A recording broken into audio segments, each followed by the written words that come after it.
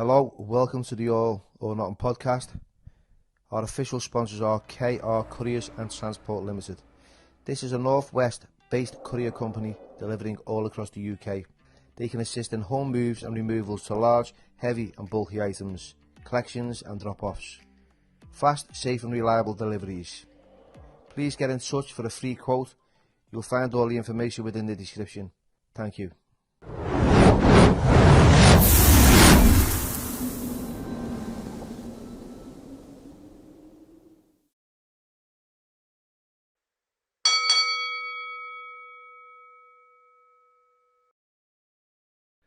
Hello everybody and welcome to the Billy Moore podcast, and it's my special guest today, Shem. You know, right, lad? Shem Rock. Yeah, what's happening, man. mate? Just training for my next fight, just living life. How are you feeling?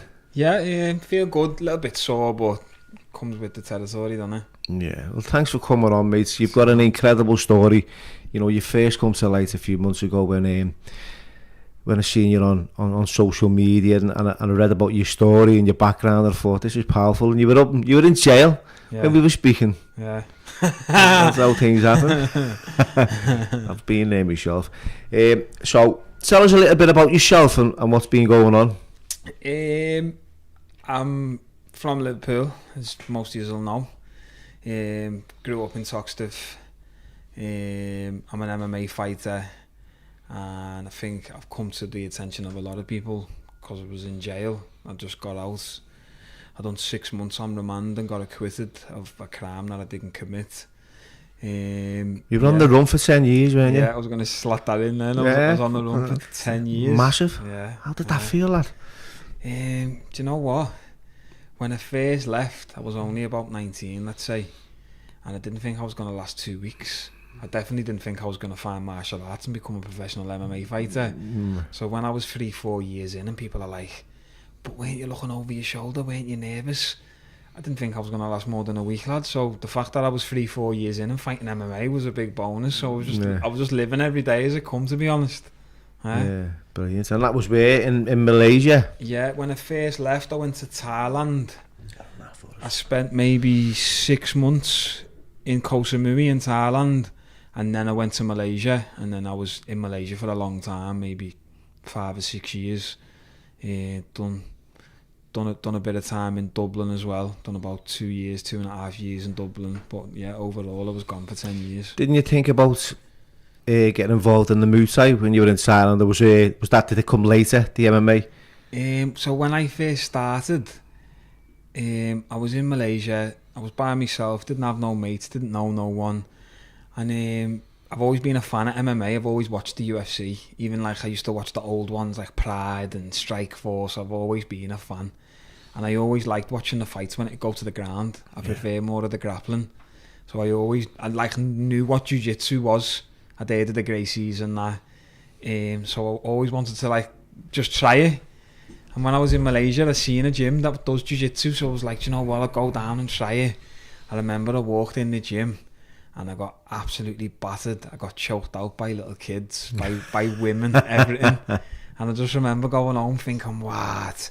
I don't know what this is, but I want to be able to do that to other people. So from that day, I was in 2 feet. I was just going to the gym every day, 3 times a day, just jiu-jitsu. I travelled all around Southeast Asia, competing and winning all tournaments all over Southeast Asia. And it wasn't until I was getting to a good level, my coach said to me, what are you doing for money, lad? Because there's no money in jiu-jitsu really, not like there is in MMA, you know, where you can make serious money. Yeah. And I was like, I don't really care about money, I'm just enjoying doing it. And he's like, yeah, but you can't say that when you're 30 and you got kids and you got no money to support yourself. Paying the bills, innit? So then I just went and done an MMA fight. I didn't have any striking, didn't have any really wrestling. I was just going down, taking people down and just choking them out. And after my first MMA fight, I just knew, I'm doing this. I love jiu-jitsu. I'll always love jiu-jitsu. Jiu-jitsu is my number one thing, but MMA is everything. It's like the full spectrum of the movements, and it's the most realistic form of combat. One-on-one, unarmed combat. There's nothing that tops it, is there really? No, it's a mixed martial arts, isn't it? It's something I avoided as well. You know, So I spent a little bit of time in Taiwan and Yeah. you know, in Southeast Asia, and I'd boxed as a kid. You know, before I even like got involved in Muay Thai, I was living in Taiwan for a bit, and I went to this gym, and they were getting involved in wrestling and hook, you know, all the grappling and that, and I was fuck, I'm gonna get battered. What was the gym called?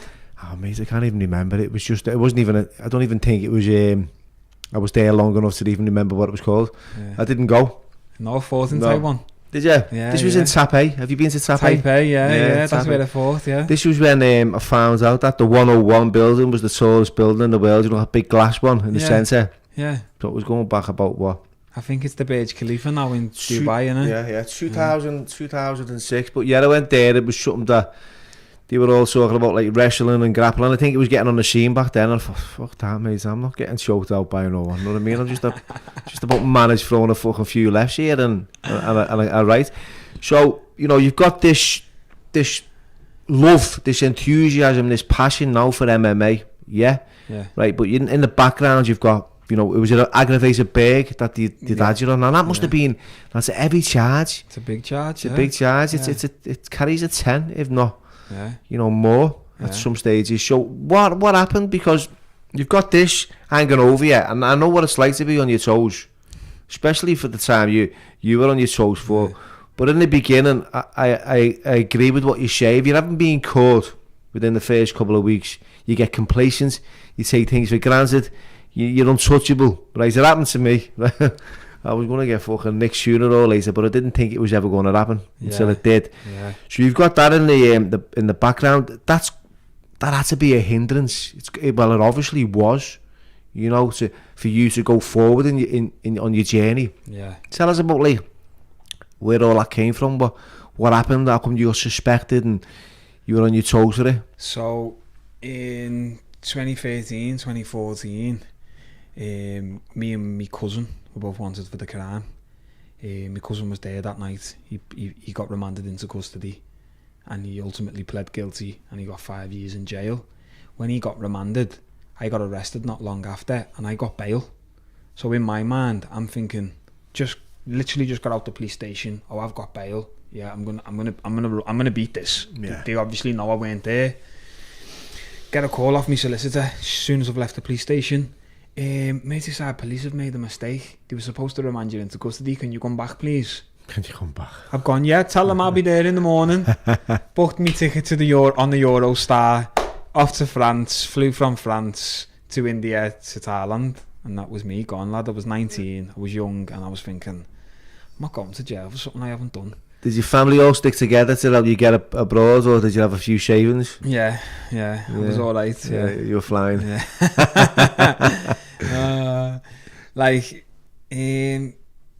At the time, my family were telling me don't run and that, as your family do. Well, if it weren't you, why are you running? You know, all of that one. But I knew the system, lad. Yeah. I knew. Had you been away before? Nah. You just had an understanding of what how things operated. You will do if you're from the South End, because you know I've been around. Yeah, I grew up there myself from Chatsworth Estate. Okay. You know, so I know. I was a kid there, and I know how things operated through family and friends who'd been away, and you know the system. You know the system, don't you? Yeah. So in your mind, you were like, I'm getting stitched. Yeah. That's what I thought in my head. I'm getting stitched up for this, lad. Yeah. Yeah. And it was a bit mad, like.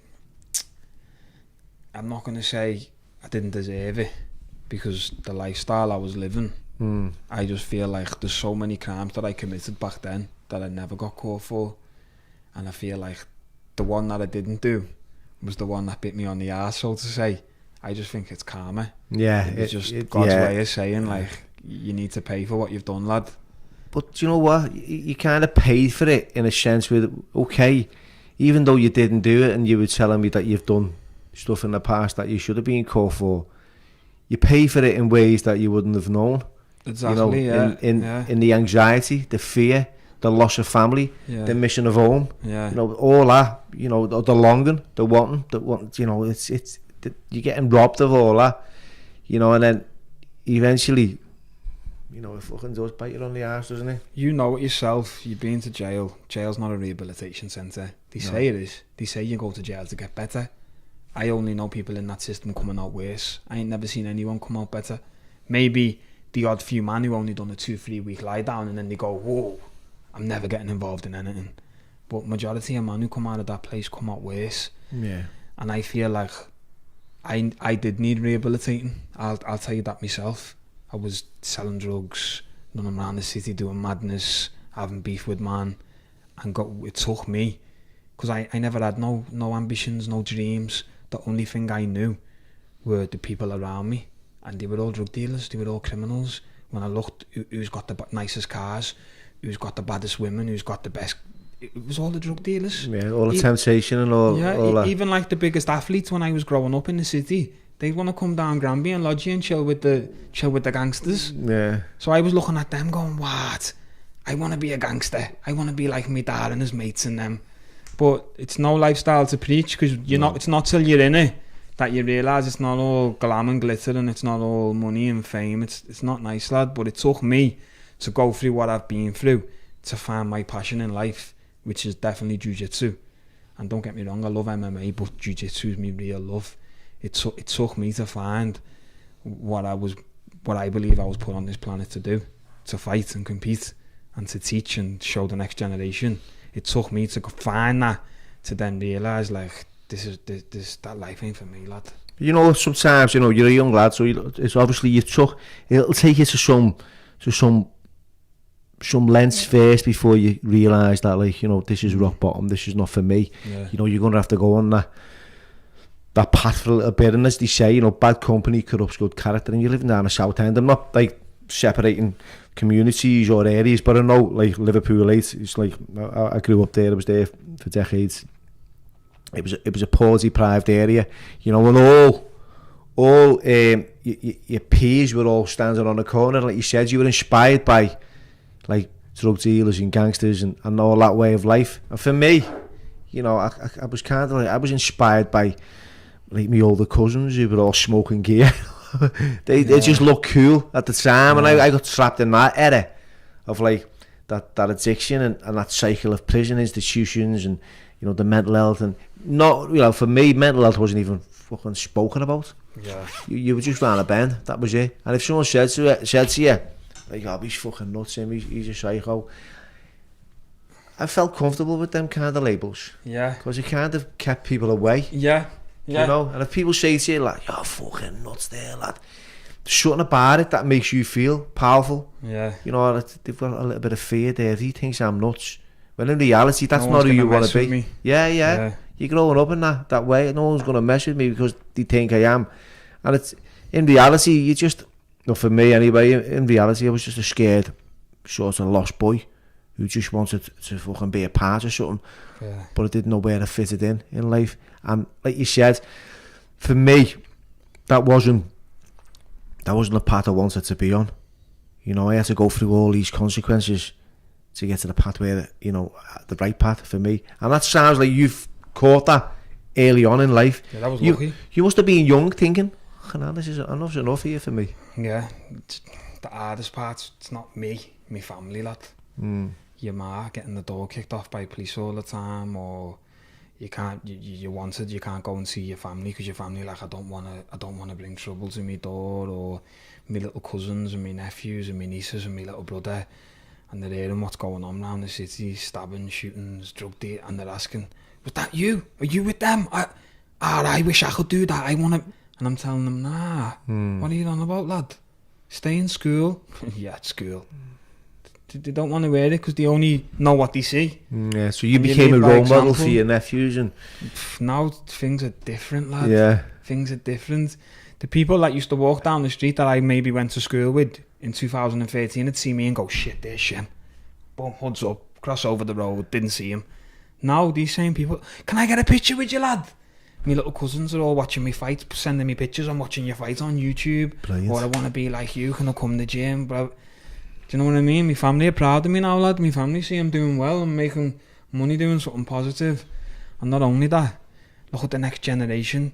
We can show them now, like, you don't have to sell drugs. You don't have to be in a gang. When I was a kid, name one MMA fighter when I was a kid from our city. Name one boxer from our city when I was a kid. We didn't really have these role models, especially from South Liverpool, where we could go, wow, yeah, Tomo from next door, he fights in the UFC. But you can say that about me, lad. I think that, like, from the South End, there was, like, back in the day, there was, like, the likes of Alfie Lewis. Yeah. You know, Robbie Fowler. These were like above and beyond. I mean, like Alfie, you know, he was legit, weren't he? Who else was he back then? Fucking hell. See what I'm saying? Yeah, it's a hard one to shout, isn't it? You're gonna how many drug dealers could you name who were millionaires now back then? You'd be here all day like that. Fucking hell, the list is endless, isn't it? And you see these men who were maybe celebrities, who would they want to come and be around? All the gangsters. That was the thing then. So it's a no-brainer. Yeah, they're looking at them like that, and I'm looking at the athlete going, nah, I'm looking at them now. Yeah. So that's all we knew. Now, your whole perspective changed. Yeah. So you're involved in Next Gen, aren't you? You're part of Next Generation. With Paddy and Molly, you know, both being on. Great guys. You know, I'm looking forward to seeing their future, because they're really, you know, they're quite positive in what they're doing. Yeah. So you've come back from Malaysia. Tell us what's happened. You've gone to Dublin. So along the way throughout my career, me being wanted has always put big blocks on me. I'd get signed by big promotions. I was signed by One Championship, the biggest promotion in Asia. I was on the first episode of One Warrior series, won the contract. Me and another girl, Stamp Fairtex. She's gone on to win the Muay Thai belt, the kickboxing belt, an MMA belt. She's probably a millionaire, lad, do you know what I mean? We got signed at the same stage. She's gone on, and then, lad, I've got back to Malaysia after getting signed. I'm hearing all this Rich Franklin saying, I'm going to make you a champion, you're going to be a big star. I've got back to Malaysia. Merseyside Police have been on the phone, mate. We're going to have to terminate that contract. Bam. Gone. Me gym. Well, most of our fighters are on One Championship. If you can't get signed to One Championship, we don't want you anymore. You've got to leave. Kicked out my gym. Got nowhere to train. So I'm sitting there scratching my head thinking, Ras, I've got no gym. I've got no career opportunities, because I was training towards One Championship, though UFC weren't my goal because I was in Asia. Then I've got no gym, no career prospects. I thought, where can I go from here? I thought, do you know what? Where's the closest thing to Liverpool? That's not Liverpool, where I can't get extradited from. I'm going to Ireland. So I flew to Ireland. I'm thinking, yeah, I'm going to train in McGregor's gym. So I went down to McGregor's gym, was training there for a good few months. One day, the owners just come in, said, I need to speak to you in the office, lad. Come in the office, big on the screen, there's my mugshot. He said, tell me what happened. So I'm honest, lad, I got nothing to hide, I ain't got no shame. I told him, I did used to be in a gang, I did used to sell drugs, whatever. But I found martial arts and it changed my life, bro. You're talking, at this point, you're talking 8-9 years. Yeah. So I'm like, I don't do that anymore. And all he was saying was, but did you rob it? I'm like, no, I'm not a robber. It weren't me. I weren't there that night. And he's like, but you wanted though, aren't you? I'm like, yeah. That was it. He goes, you know who I am. You know who trains here and who I coach. Can't have the bad publicity on the gym. You gotta go. So I got kicked out of there as well. So now I'm scratching my head like. Did you ever meet like Conor McGregor in his gym? Do you know what? I never met Conor. I met everyone else who trains there. James Gallagher's, Cian Cowley's. They're all sound. I enjoyed it there. I got on with everyone there. Just weren't meant to be for me. Yeah, so I've now been kicked out of McGregor's gym at this point, and it was a blessing in disguise, really, because then I went on to find Dublin Combat Academy, which was my real home. Like the vibe there, they're just like us. They're the lads. They didn't care about the criminal thing. They were like, what?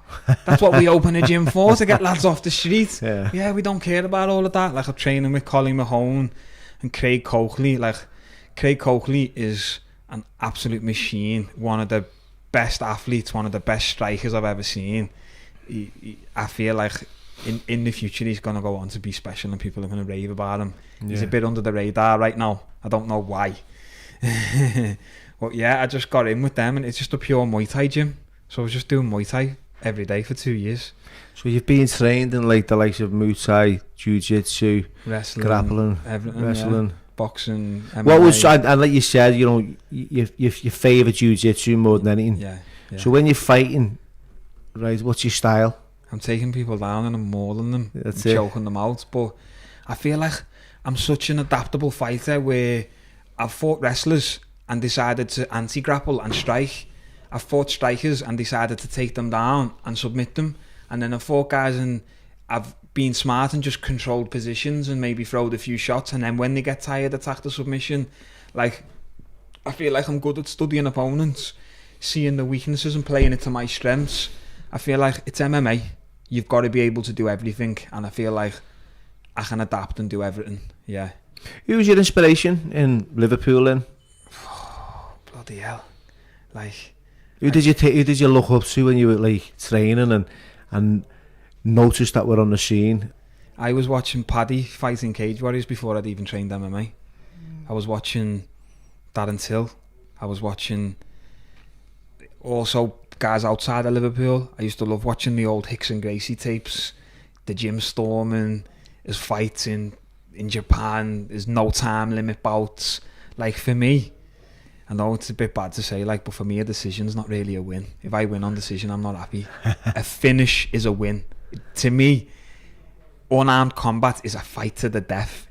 I'm trying to finish you and you're trying to finish me. If I win on decision, I'm going home sad. If I lose on decision, I don't feel like I lost. I feel like you won according to the judges. And that's why I like that old school Gracie. They come in 2 hours, no time limit. And you see some of them matches went on for an hour and a half until one guy quits and now he chokes you out, or one guy gets his face caved in and it's, we need to stop this or he's going to die. That's what combat is to me. Yeah. So these showed that your inspirations were like the likes of Darren and you wanted to... Yeah, you know, Darren, Paddy, but then I'm such a fan of the sport. I watch all these amateur guys coming up now. And me being in Asia, I used to watch and go, what? Curtis Campbell? You lie, I'd love to train with him. He's heavy. And then, like, you get to train with them, or we even, like, we all speak on Instagram and that. It's a small community, so we're all mates anyway, to be honest, pretty much. I know everyone from all different gyms. That's why I feel like when I come here and then I hear all the politics between the gyms, I'm like, nothing to do with me. I'm mates with him in that gym. I'm mates with him in that gym. So you haven't got an opinion on anyone? No, I'll train with anyone. Especially if you're a Scouser, lad, I got love for you. Simple. I don't want to fight no Scousers. People ask me all the time who'd win in a fight between you and... I'm not fighting Scousers, lad. There's a million people to fight out there. I'll go and fight a Londoner, I'll go and fight a Mank, I'll go and fight a guy from Japan, I'll go and fight a guy from Korea. Like, I'm not interested in fighting Scousers. So how did you fund your lifestyle if you weren't getting paid in Southeast Asia? It was Malaysia, weren't it? Yeah. I heard somewhere that your family were living there as well. Or? Yeah, my older brother, he was in Malaysia and he told me to come when I was in Thailand. He was like, come to Malaysia, lad, I've got you. So at first I was living off the savings I had and living off my brother. My brother was helping me. And then, like, I had a real chip on my shoulder. He's come in the gym, strings tied, it's like 30 degrees out there, trackied up, still thinking like, the perception I had for myself was not the perception that others had for me. I really thought, like, people thought I was a scumbag. I'm on the gym with, like, politicians, big businessmen. I'm thinking, these guys don't want to know me. These just think I'm a scally. And then it's like, I'm working really hard in the gym. And then afterwards, these guys are coming up to me like, wow, what's your name? Wow, you're from England? Wow, nice to meet you. And I'm like, at first I just thought, they're just being nice. And then it's not till, like, every day they're like, can I get a picture with you? Or what are you doing after this? Do you want to come for food with us? And then you start to speak with people from all different cultures, all different countries, all different backgrounds. And it just opens your mind so much, lad. I started to realise the person that I see myself as wasn't the person they see me. They see me for who I really was. Totally agree. How my mates had seen me. Yeah. The sound lad, sound Shem, do you know what I mean? They wouldn't see me like, stay away from him, he's a gangbanger. No one saw me like that because I weren't gangbanging, I was just training every day. And then after a while, all these people who I'm on the mats with, they're the same people who you don't realise it. They end up becoming your sponsors, or they end up... Lad, I never had to pay rent in an apartment. I never had to pay for food. I had all food sponsors. Any fight, any tournament that I was flying to, jiu-jitsu, you got to pay your own money. Lad, I was getting it all paid for by sponsors. I never had to pay for nothing. It's mad, isn't it? Because you know what? It's like your past dictates how you feel. Yeah. So you've got, like, for me, I used to, like, see, I work with the likes of Sony and Molly, and I've worked with other people, and I've sat across rooms and interviewed, you know, people I'd never thought I'd be speaking to or be in the same room as, because my life was just prison. It was constant crime. It was horrible. And you know, I know I've changed here, but the past dictated how I felt. It was like I still didn't feel as if it was worthy sitting in the room with other people, and I felt shit. And I thought I was doing exactly the same as you. They don't fucking want to speak to me. I don't want to know them because I think they don't want to know me. So even that. So we sabotage you. Yeah, you know, exactly. Self-sabotage. There's that self-sabotage thing, but fuck you, because I know you're going to fuck me off, and you don't really want to know, and you're all this and that. And that, you've got that self-negative talk, and for me, I was just telling myself that I was shit. They weren't asked about me. I might as well go and carry on doing what I was doing, because these are all different. And it's only now, it's like that I feel, you know, like on the same, like that equilibrium, the equality kind of kicks in. I'm alright, I'm sad. People are asking, like you said, people are asking me for pitches, people are asking me to spend time in their company, whereas before the fucking door was shut, the car doors were shut, the fucking fridge door was shut, every fucking door was shut on me. Bridges were burnt, I'd build them and burn them, you know. And it's like, this is why, you know, you inspire me as well, because I've seen your journey, although it's been brief from my part. I've seen the positivity that you give out, you know, and what you want to share. And as soon as you're sitting down, you say, you know, look, I was this, I wasn't. You're not fucking trying to play the victim. Or hide nothing, you know what I find, when people are honest, it's more attractive. When you go, look, I was a fucking scumbag, I did fucking take the piss, I should have been nicked, and I did do that. That's reality. You know, when you're trying to like claim like fucking perfection, I was this, what shouldn't have happened to me. Look, mate, you made a few mistakes, a few poor decisions, you end up in the wrong place. Now it's about change, and if you change, then I'll respect that, you know, because you know you're doing something that's going to benefit not only yourself but the people around you, your family, your nephews, you know, you hear it. So you've this must be a big one for you in Dublin. You know, it's getting close now to fucking the UK, innit? So what happened? Where did it all go wrong? Where did it all go right? That's what I want to know. So, I got asked to fight for the world title in Belfast. I went up there. I think I won in the first round, submitted the guy, and I'm coming back with the belt. I'm in the gym, and then it's like all these social media posts are all going up. Everyone's raving about it.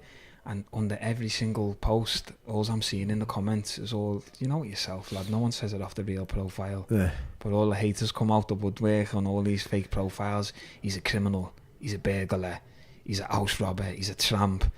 he shouldn't be in this position. And now, boom, the new fight's come up. He's going to defend his belt in Belfast. Now all I'm seeing under the comments is, we're ringing the police. The police are going to be there. Lad, it went off, lad. And I thought, I've always said it, lad, I'm not hiding. I'm on social media. If you just want me, come and get me. I'm doing what I'm doing. I'm focusing on my career. It is what it is. It's a good opportunity. I'm going to go there and fight. If I get nicked, I get nicked. So I went there, fought the fight. That was my first professional loss that I lost. I fought an old teammate from SBG, Nathan Kelly. And I always, it's mad how the world works, you know, because I've always said to myself from day one, because all my family were telling me to come home and hand myself in. My cousin done his 5 years and got out and said, lad, come and hand yourself in, bro. You'll beat it, you weren't there. I'll stand up in court and say you weren't there. So everyone was telling me to come back, but I was so focused on my career at this point. I'm like, I just want to train, I just want to fight. I'll come back next year, I'll come back. And it just that carried on like that until I was where I was. But I always promised myself one thing. My first loss, I'm going home. And it's like, I lost that fight and got nicked the next day in Belfast. I didn't have a chance to come home. But everything meant to be for a reason, I feel like. And I feel like that was my time now, like, go and sort your shit out. And now it's gone. The sky's the limit. Yeah, because I think I spoke to you, I'm not too sure, I was speaking to you before, or maybe I'd seen you before. Yeah, we'd spoke before. And before you'd been nicked. I didn't even know you'd been... you were on your toes at the time. So you've come back, and did you just get remanded straight away, did you? Straight remanded, like... no bail, no nothing? So we've come to court. Flight risk? We've come to court, we've asked for bail, they've laughed us out of court. They remanded me into custody. And then they were saying, if I put a judge in chambers application and I can get some good funds behind me, that you'll get bail. So I'm like, this, thinking all positive and that, like, yeah. So spoke to someone close to me, and we put £1 million up to get bail. So I'm thinking, they're not denying that. Lad, they've come to me cell and being like, pack your stuff and that, you might be getting bail tomorrow. My ma's rang me on the like phone. I'm like, that, oh, you're all right, mum? She's like, a police officer just knocked at mine saying, can you stay here for this address? So I'm thinking, yeah, I might be getting out here. The next day, I'm standing by the door with my bags and that. To the fuck, get bail, lad. To the fuck, bro. They must have been laughing at me going, yeah, watch this one. Yeah, just wanted to take all the yoke away from him. Yeah. Did your heart just sink? Do you know what? I just didn't. I didn't really cry over it, bro. I've always had this mindset, like, if I can't control it, I'm not going to let it get to me. All I was doing in there is doing what I could, shadow boxing every day, lifting weights every day. Where is it, Walton? Yeah, I was in the Walton. The notorious HMP, fucking Walton. Grimy. It was horrible. Yeah. So what was your experience of spending 6 months in Walton like? It was during COVID. We only got out to cell half an hour a day. They locked the yard off because they were doing scaffolding, building a new wing, so we didn't get sunlight for like 3-4 months. The food, obviously, I eat fish now, but prior to me eating fish, because I've only been eating fish since I got out of jail, I was a vegan for like 15 plus years. Imagine being in Walton as a vegan, lad. Yeah. The shit is scrounge you can ever It's just fucking baguettes and fucking... It's just fillers, lad, isn't it? Yeah, just baguettes, carbs. Rice, pasta. I've never ate... I eat clean all year round, me, bro. Been eating clean from young. In there, lad, just was depressing, bro. But the craziest thing that did you put weight on in there as well? I did, but that's mainly because I was just lifting every day. Like, I'm an athlete, but I'm not a weightlifter. Our sport is predominantly cardio. Fighting is you got burning a lot of. So even though I'm always in shape, I don't get massive. We're in there, lad. I was just lifting every day. I got up to about 83 kilos, the biggest I've ever been in my life, probably. It's probably heavier than what you weigh, isn't it? Lad, I fight at 65 kilos. Yeah, so you're lifting your body weight plus. Yeah, which is great. Yeah, which is about right as well. I was big, like. Yeah. So it was like what, 6 months in there. Was you thinking, this is it? I'm fucking getting a 5 like your kid. Lad, do you know what? Every single person who had shown me depths to in there, they'd be like, lad, why don't you just plead guilty, bro, and get your fade off now, or get your mitigation, because you're a professional fighter and you've taught kids and you've done it. Get your mitigation in, lad. You'll get time off and that. And then I just sat there, like, looking at me depths. I'd read me depths and I'd be like, I'm going home. Next minute, you read it the next night and you go, I'm getting slammed, me, bro. Your head just goes in there, bro. Was the evidence like to support the allegations? No, so what happened was, in the witness who come to court and testified, I'm not in any of his statements.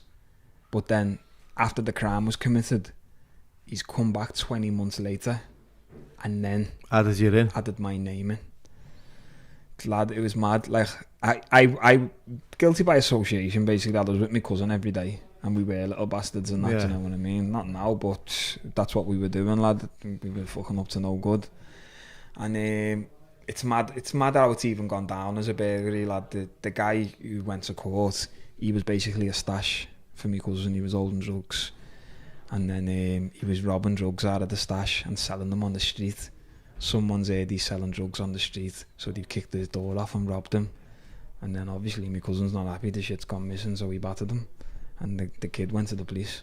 Yeah, and just that was it. Yeah, and the police said that we've kicked the door off, entered the house, and stole his bank card and withdrew 80 English pounds, bro. How much? 80 English pounds. 18 English pounds? 80. So I was in jail for £80, bro. Is that what it was? Yeah, so you're down for 80 quid worth of... Lad, I've never been a robber in my life, bro. I've been a lot of things, but not a thief, and not a burglar. The saddest part of it all, bro, you know what got me the most vex over the old period? Do you ever remember in town where Boots is? Like, the escalator to St. John's, they used to have that big screen Yeah. So over Christmas, when I'd left, they'd done this thing called Festive Fugitive. Oh, yeah. Lad, they had me face up on the full screen. With an ad on. Photoshopped the Christmas ad, and it said at the bottom, beware Christmas burglars. Lad, all my mates were ringing me, taking pictures. Lad, what's this on about burglaries, lad? When were you into burgs? I'm explaining to me family. So all the shame's kicking in and the embarrassment. That was the most embarrassing part. You know, when I got kicked out my gym in Malaysia, the guy who owned the gym was saying, but can't you just give back what you stole? And I was going, mate, I've told you 1,000,000 times and I never stole it. I told them everything about my life, what I used to do, and that's what they knew. But I was like, I was never a robber. And they're like, yeah, but can't you just pay back the money that was stole? I'm like, mate, you're not hearing it. I'm not, lad. That's the thing that hate me the most. People think I'm a robber. It doesn't even work like that, does it? No, if you know you're not something and something comes up and it's a fucking... No, now my name's cleared. It is what it is. But then, you Googled my name, lad. It just comes up, all the articles. Burglary, robbery, and it ruined me opportunities, lad. People think, nah, I don't want to sponsor the house robber. Yeah. What big brand, Gymshark, going to sponsor some house burglar? Yeah. Not a chance. So it was ruining all me opportunities. Yeah. But now I'm acquitted, lad. No one can say nothing. So what happened? You go to court, and you're fighting it.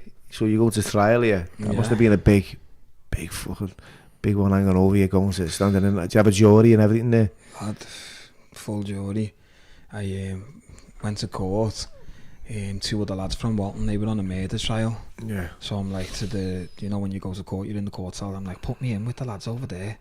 I'm in with them, and I'm there like stressing. They're just joking and laughing. It's nothing to them. They've been on trial for fucking 6 weeks or something. This is my first day of trial, so I'm still like, my head's falling off. What's court gonna be like? Oh, what if the jury don't like me? Or what? I'm all stressing. And they're like, don't worry about it, bro. So I've come in. Sat down after speaking to my solicitor said, because you've ran trial, you're looking at a 7 to 11. And I'm just going, what? A 7-11? Yeah. I've come back to the lads and I'm going, yeah, I'm looking at 7 to 11 years. And he's just gone, is that it? They're looking at big jail. And he's gone, lad, just plead guilty, yeah. Because of your mitigation and because you flew in a pre now, you'll probably still get 30-40% off with your mitigation and your 10% off. Just plead guilty. Was you thinking about it? I swear to you now, at that moment I went, press the buzzer. Tell me solicitor I want to speak to her. I'd made my mind up at that point that I'm going to plead guilty because I thought, fuck this, 7 to 11, that's my life done. And he goes to me, but the only thing is you'll never know. And I just went, wow. Who said this? The kid who's on the murder trial. He went, you'll never know. If you win it or not. Yeah, and I went, wow, yeah, so what? If I get a guilty, I get me fared off, I'm out in 3-4 years, whatever, done on tag, cat D, whatever. I get out and then I'll still be thinking, imagine if I would have ran trial that day, where would I be? Could I be in the UFC now? Where would it be? Would I have all this money? Would it be famous? Not that I care about money and fame, but it'd still be on your mind, wouldn't it? Yeah. And I'm not that guy, bro. I just thought, fuck that, I've come this far. I pled not guilty, let's go it all the way. The way I looked at it, whether I'd done 5 years, whether I'd done 3 years, whether I'd done 11 years, my career would have been over, lad. I'm 28. Yeah. I'm not no spring chicken anymore. I'm 16, do you know what I mean? So the way I looked at it, the jail would have finished my career anyway, and that's all I'm really asked about. Like, don't get me wrong, I'm asked about my family. I love my family, but I do this for them as well. So I thought, you know what, I'm running it, lad. And I just decided then, my solicitor come back and said, it's all right, love. Don't need you now. And yeah, just went up there and just... And what was it like, the feeling of hearing not guilty? Lad, it was mad. There was this woman on the jury, bro, yes. She was like looking at me and smiling and that. And I'm thinking, nah, nothing. Nah, she's not looking at me.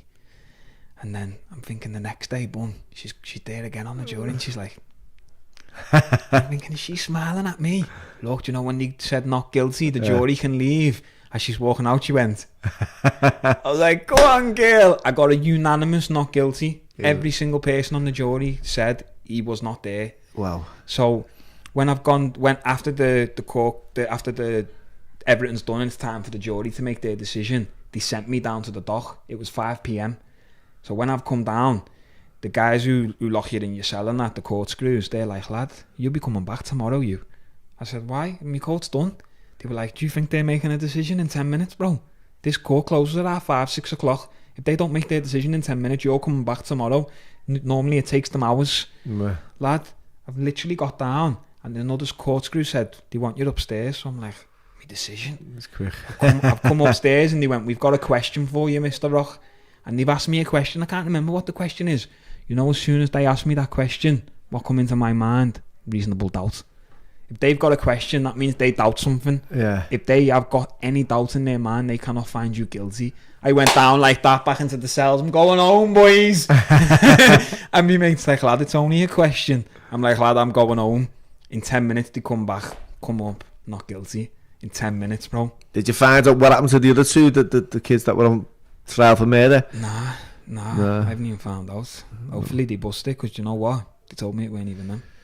So, you've got a not guilty. Brilliant. Yeah? You're going home. So your life now starts, you know, without any looking over your shoulder. Yeah, no repercussions. No repercussions. Police, I think see, when I was in Walton, you know, I had a little bit of an interview on. Do you know what? I've seen it. Do you still play it now? Yeah, on Shem the radio, the HMP Walton, and it was all. And you know, for me, to sit in a little interview room and share something, then realise that they're playing it constantly on the internal prison radio system, and people coming to me going, "Fucking hell, Bill, that story was quite honest and open." Do you know how many men on the wing come out and say, "Did you watch that last night?" Because they just only come in, do you know what I mean? Watch what? It was on Channel 2. Oh yeah, man, seen it 10 times. Yeah, it's been like killing people off, but that I feel privileged to have had the opportunity, because it gave me an insight into, you know, how honest you can be and how attractive it is to others when they hear like okay, they fucking suffer, they've struggled. See, I've committed loads of crime, mate. I've been fucking nicked for bags, I've been nicked for fucking robberies, I've been nicked for violence, but that wasn't the person who I was. But I'm sitting there, mate, and I'm feeling the shame and the embarrassment, and I know it was the addiction that drove me to commit all those offences that were all fueled for drugs. Because look, I'm what, 5 years in recovery. I haven't been nicked once, so it's a no-brainer, isn't it? Put drugs in me, I'm getting nicked every fucking day, or I'm getting chased every day, or I'm doing something. So you should be. Here's the answer. The 5 years, not once have I been arrested, not once have the police pulled me up and went, "What's your name? We know you." We you know. So now I feel that was it was great to have that opportunity to share that, and I went to prison clean. Fucking hell, I got nicked. I was like yourself. I was like on the right path by this time. Goes to rehab, sits in this, goes to court with a little bag. Had a little phone as well, stuck it up my arse. Got in, sat in the fucking, the yacht chair, the alarm went off. It was bad. Squat down there, son. Yeah, sat in the yacht chair, he went, deep. He went, "You're having to have your habit." Oh, fuck's sake. I went, no, what is it? Sat back again, and I had my arse right on the edge. And it never went off. I got through. I had no charger, no SIM card, nothing. Well, I had a SIM card, but no fucking credit. But I didn't even know the number either, so I couldn't even go put some. But I ended up finding out and getting it sorted.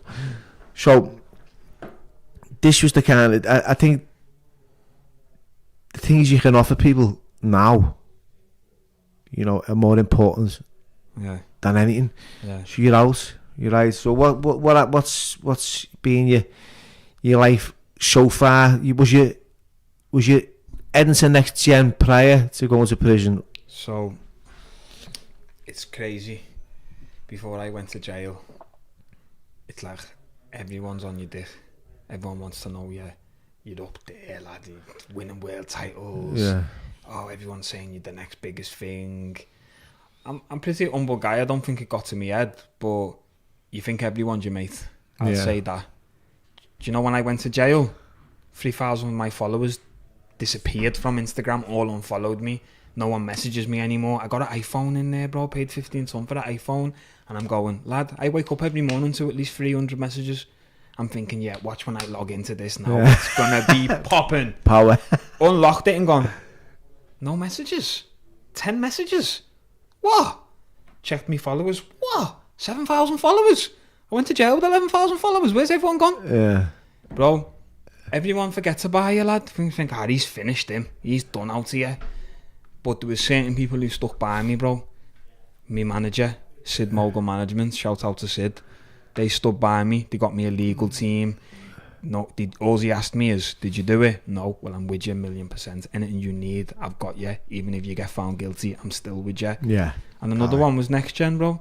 Even when I'm in jail, they were saying, do you need anything for court? We'll get a written character reference off Molly or Paddy, or I'll write you one. When you get out of jail, you can always come train with us. Lad, I'm a loyal person, me, bro. To me, that spoke more than anything. Because no other cunt was messaging me back. Yeah. Everyone else was thinking, he's finished. The people who stick with you, lad, they go to show, like, these are my real mates. How many of your mates wanted to come on a visit? How many of my mates wanted to come and see me? But then when I'm out in Asia and I'm doing bits, oh, lad, when you're in Liverpool, come and check me. Yeah, I was in Liverpool. I was in Walton jail, mate. throw something over at least. Throw me a mobile. Did you ever have any problems with drugs? Like fucking green, nothing? Oh, yeah. I don't think cannabis is...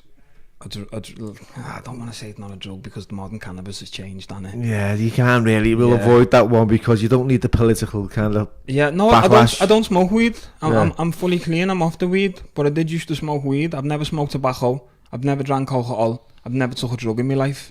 I feel like if I like something, I'm all in. I'm 110%. Yeah. And I knew if I liked alcohol, I'd be an alcoholic.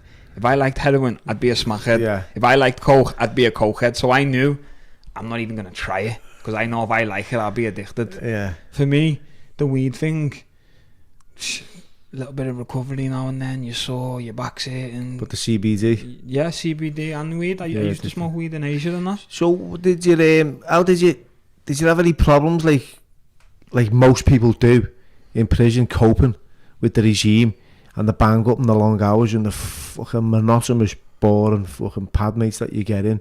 Do you know what? For pad mates, I was alright, you know. I never had to touch me. I always had nice ones, lad, like the proper boys and that. Like my first pad mate, he's my proper mate now, still to this day. Like, I'd do anything for him. He's a good kid and that. Probably even shouldn't be in jail, lad. He just went down the wrong path. Is he still there? Yeah. He got I think he got an 8 or a 9, lad. Sad, but only like 20. Got kids and that as well. Sad, man. But yeah, it was some of them screws, lad. Some of them screws think they're fucking police or something, bro. Like the young ones or the older ones? Don't get me wrong. You meet someone with proper scousers, lad, and you open your flap and you see something they shouldn't, and just go. Shh. But then you got other ones who start.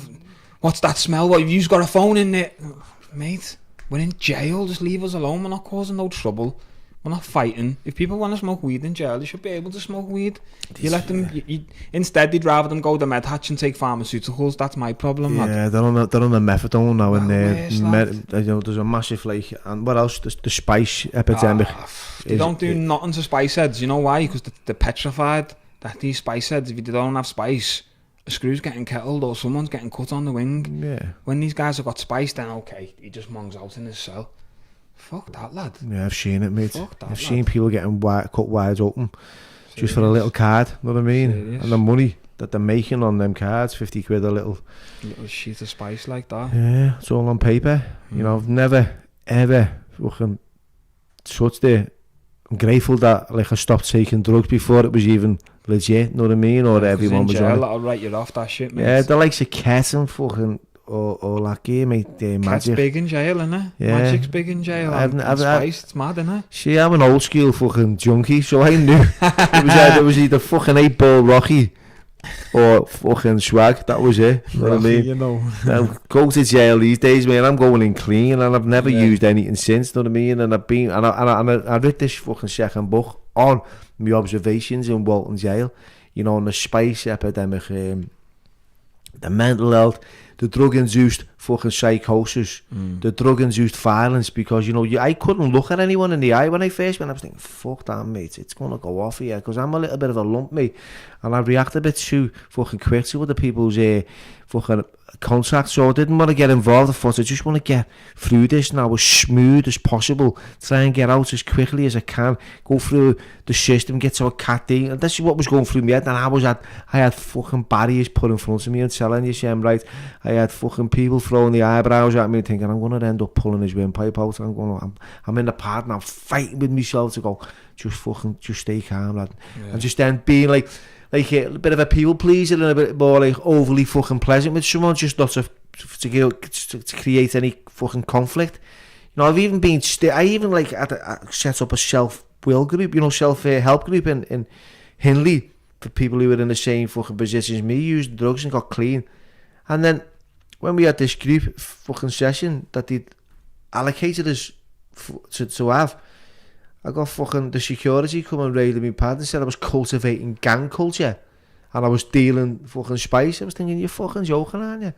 The only thing we're dealing in there is a bit of love and hugs. We're not giving out fucking drugs, mate. I'm not here.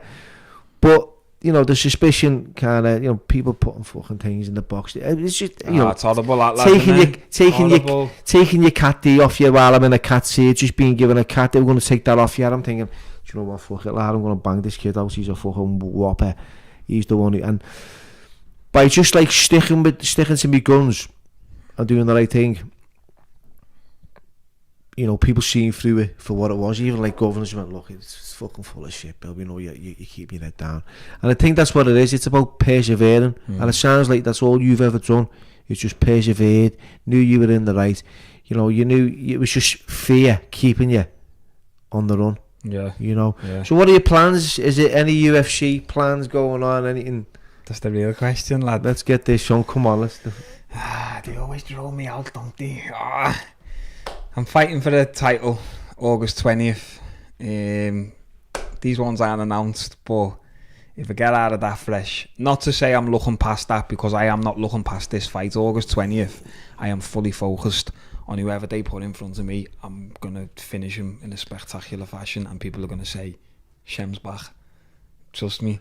But if I get out of that fight fresh, I've got a second world title lined up in Crystal Palace in September. And I'm being offered FCC main event title in December as well. So if I can do all three of them and become 3 world titles, then how's the UFC not looking at me, lad? Yeah. They know who I am. They're not daft.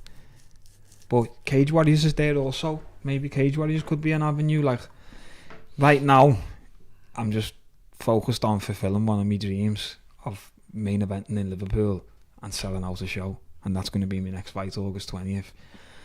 Like, I've been watching this scene for so long and so jealous of all these people fighting in Liverpool, going, you don't know how lucky you are. That's all I ever want to do. That's all I ever wanted to do when I first started fighting. My first amateur fight, I stepped out that cage and went, wouldn't that be boss if that was in Liverpool, lad? To my brother, and my brother's like, I know, we'd shut shit down, you know. And now it's coming into fruition, lad, and I can't wait, bro. I seriously can't wait. I can't wait. I'm excited for you. So, what are your thoughts on Paddy Pimblett? He's a character, lad, isn't he? He is what he says he is. He's a cash cow for the UFC, lad. Yeah. Like, he's proof. Darren Till's proof. Molly's proof that Scousers in this city now have got the biggest opportunities in mixed martial arts than ever before. They've made some serious money in that promotion, and it just goes to show, why can't anyone else do that? Why can't another Scouser do that? You've got four of the biggest names in Liverpool, and just the outer region. Tom Aspinall, brilliant. Oh yeah, Tom as well, yeah. Heavyweight, you've got, you know, Molly McCann, Paddy the Baddie, you know, Darren Till. He's just won his last fight, hasn't he? So hopefully, like, it'll be all on the up for him. You know, Paddy fucking looks like he's unstoppable. You know what I like about Paddy, right? I interviewed Paddy, and what an intelligent young man he is. He's a lovely fella. And the first fight, he's gone out in style, bang, the kid's gone. First round, he's out, finished. The second one, I was thinking, fucking hell, this is something different, isn't it? Where he choked him out. So he just goes to show the skill set he has. Yeah. He's not just a one fucking wonder. He could just bang. Molly, she was lucky to be back staying in the UFC. I think she was on her last chance on the on a couple of fights ago. Yeah. And that elbow, fuck him. You know, you'll never hear the end of it. No. And I hope you don't either, Yeah, because I know. it's fucking incredible. It's like she's so proud of what she's done, and I'm so proud for her. And I was just so overwhelmed. And you know, they've sat in this room, me and Molly and Sony, and we've shared some stuff, and it's been great. You know, just listening. And still, doesn't matter. I still try and fit in, even though that part of my life is trying to pull me back and say, "You're a fucking scumbag, lad. You're not even worthy of sitting in the same room as some of these athletes who've never been down that road." But when you hear their stories, you hear Molly's or you hear Tony's, there's similarities. Yeah. There might be a lot of differences, but there is similarities, and they were close enough to be on that path where, unfortunately, you know, there was a lot of contributing factors in my life that led to another path. Yeah. It doesn't make me any difference. It just means that I was a little bit fucking ski with, and things weren't going too well, and I kind of gravitated to the criminality, drugs and shit like that. But yeah, so for you, UFC is hopefully on the cards. It's not hopefully, I'm going to the UFC. Okay, you know what, right, I like it. So Shem's not fucking hopefully going, he is going. It's just a matter of time, like when. If you look in this city now, yeah, who's next? Tell me it's not me. It's got to be, hasn't it? Yeah, it's name someone else now. And look, and if you're right, I'll agree with you. Not to say that there's not great fighters in this city, because there's many. But it's not just how well you can fight. There's a few, I mean, like four corners, we've got a good few potential fighters there. John Gillies training fucking some good kids there. And John's got some lethal fucking, some guys there. Who else? You know, next gen. What about is the Mazda? You've got Cowabon as well. Cowabon. Cowabon's, you know, I'm not too sure he's in there. You know, like Darren and Tom. They've got Raf as well, and he's coming up. I think he's 6-0. Is he? Yeah, he's good. There's a few my weight class featherweights as well. So like I just love watching this scene, lad. Yeah. Like I could sit here and spiel off names all night here, and you'd be going, who's he? You got this amateur guy, he lost against him, and he's. Did you ever watch Scano? Scano. Mark Scano. He's in Mark Scano. He used to fight he's with the Butcher, is that him? No. I don't know, mate. Mark's been on this. Have a little. Okay. Mark was but old Epi the Beast. Nah. Murray, yeah. They're all mates, Epi and Murray. So these are like the older generation. These are fucking like. Okay. You were just like fucking starting out thinking about it then, weren't you? I only started when I was 21, turning 22. So these are the originals, aren't they? The OGs. Yeah. Which we wouldn't be without them type of man. No. Yeah. Definitely. Yeah. So what are your plans? Because we're coming to the end now, and it's been really interesting listening to your story, and I've enjoyed this. So what are your plans going forward? I know you talked about the UFC and that's. But like in life in general, you know, what would you like to do within the community? Is there anything? So for me, martial arts, mixed martial arts is my career now. Like I need to be the best athlete I can be. I need to excel as well as I can in my career, so I can do the other things I want to do. My biggest goal isn't to be in the UFC. That's not my biggest goal. My biggest goal in this sport, in life right now, even I don't have a bigger goal than this, is I want to ultimately be able to have the opportunity to work with people who come from a background like mine, who maybe go parents aren't around or didn't do well in school, or their older brother was a drug dealer so he wants to be a drug dealer, or they don't have no positive role models, or they're groomed by gangs, or whatever it may be. Everyone's situation of why they get into crime is going to be different, innit? But I can relate to all of them. Exactly, why? Because I've been in and done it same way you can. Yeah. They don't want to hear from politician. They don't want to hear from Boris. Busy. They don't want to hear. They don't want to hear police coming into the school going, don't do drugs. But they'll look at us and they'll listen to us, because we can say, listen lad, don't you think I've been there? I can tell you now 10 stories, and you'll go, oh yeah, I've done that as well. So for me, I feel like it's not only what I want to do, it's my duty, lad. I've got to give something back. After all the taking we done, lad, we need to give something back. And I'd love one day to have my own centre or my own type of gym where no one can tell me nothing. and this is how it's going. And if you're on your toes, you're not getting kicked out. Yeah. I'd love to have kids who can come in under the age of 18, under the age of 21 even, and just be like, you just don't need to pay. Brilliant. Everything's free, and they're going to use martial arts to better your life opportunities, whether it's just for the mental side or whether they want to do it as a career, because not everyone who does martial arts wants to be a fighter, lad. Yeah. Some people are just suffering with mental health, and it's just their little blowout, lad. Exactly, yeah. You know it yourself, going through your fitness journey, lad. How better do you feel after a workout, after eating clean for 6 weeks? Just piss and clear. And this is what I'd like to portray to the next, because I honestly believe, the majority of kids who get up to no good, they don't have a hobby, they don't have a passion. So what you do, you go out on the streets. Before you know it, you're hanging around with the wrong crowd. Before you know it, you're drinking on the weekends. Before you know it, you're smoking weed. Before you know it, you're sniffing coke. Before you know it, you're getting groomed by the older ones to now graft for them. Maybe if that same kid, because them kids aren't stupid, let me tell you, kids are very smart. Maybe if that same kid had a hobby and a passion, whether it's dancing, singing, whatever it may be. Look at Liverpool now. We've got rappers who are doing it. We've got footballers who are killing it. You've got Trems, A-Star, Trent, fighters, Paddy, boxers, Marcel, like whatever your avenue is now, whatever you want to pursue, whether it's painting, whether it's ballet, you want to play the violin, we've got avenues now in this city for Scouse talent. You want to learn it, or you're already half decent at it and you want to get somewhere with it. So I feel like the avenue that I can help people in is martial arts. Brilliant. And with one sentence, at the end of every podcast, we always ask about a pail of wisdom. So in one sentence, what would you say to a young Shem walking through the doors of life? If you had the opportunity now to see yourself and say something to yourself in one sentence, what would you say? Don't forget who's watching.